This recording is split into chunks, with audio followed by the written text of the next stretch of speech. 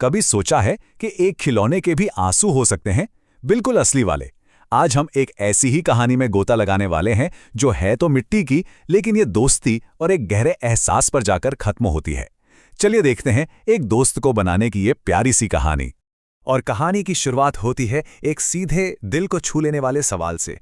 कलाकार अपने बनाए हुए मिट्टी के डोरेमोन को देखता है, वो रो रहा है और बस उससे पूछ लेता है, अरे तुम्हें क्या हुआ, क्यों रो रहे हो? बस यहीं से हम सब इस इमोशनल सफर का हिस्सा बन जाते हैं। एक खिलौने के आंसू, ये अपने आप में कितनी अजीब बात लगती है ना?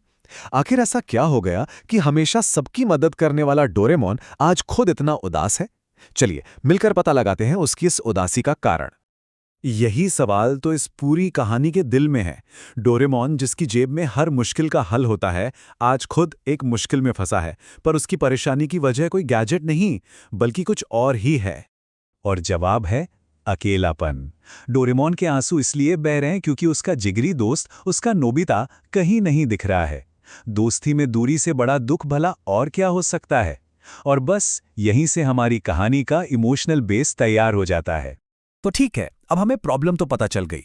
तो अब कहानी उदासी से एक्शन की तरफ बढ़ती है, और जो कलाकार है वो इस प्रॉब्लम का एक बहुत ही प्यारा सल्यूशन निकालता है। और हल क्या है? बनाना। कलाकार सिर्फ एक खिलौना नहीं बना रहा, वो तो हम सबको इस मिशन में शामिल कर रहा है। ये एक दोस्त के लिए एक दोस्त बनाने का मिशन है, ताकि उसका अकेलापन दूर किया जा सके। जो लोग डोरेमोन को जानते हैं उन्हें पता है कि ये दोस्ती कितनी खास है। वो सिर्फ दोस्त नहीं हैं, वो तो एक दूसरे के बिना अधूरे हैं। और इसीलिए नोबिता का ना होना डोरेमोन के लिए इतना इतना बड़ा दुख है।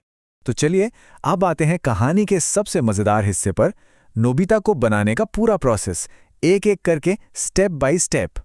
और ये जो प्रोसेस है ना, वाकई में देखने लायक है। तो सबसे पहले मिट्टी से नोबिता का शरीर तैयार किया जाता है।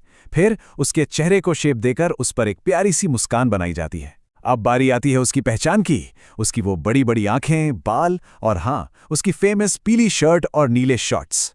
और आखिर में उसे जूते पहनाकर कुछ फाइनल टच दिए जाते हैं। देखिए, हर एक कदम के साथ डोरेमोन की खुशी बस थोड़ी और पास आ रही है। तो बनाने का ये काम अब पूरा हो चुका है, और इसका मतलब है कि डोरेमोन का इंतजार भी खत्म होने वाला है। दोस्ती के फिर से मिलने का टाइम आ गया है। और फिर कलाकार बड़े गर्व से बताता है, ये हमारा नोबिता रेडी हो गया। मिशन कामयाब रहा। डोरेमोन का दोस्त, उसका साथी अब वापस आ गया है। ये शायद इस कहानी का सबसे खूबसूरत पल है। कलाकार इसका क्रेडिट देखने वालों को देता है, ये कहते हुए कि सबने मिलकर बिछड़े हुए दोस्तों को मिला दिया। सच में ये एक सच्ची हैप्पी एंडिंग है। और ये कहानी हमें एक सवाल के साथ छोड़ जाती है। सोचिए, अगर हम अपने हाथों से किसी के अकेलेपन को दूर करने के लिए कुछ बना सकते हैं, चाहे वो मिट्टी का खिलौना हो या बस एक खत, तो क्या हम सिर्फ एक चीज बना रहे हैं या हम उम्मीद बना रहे हैं?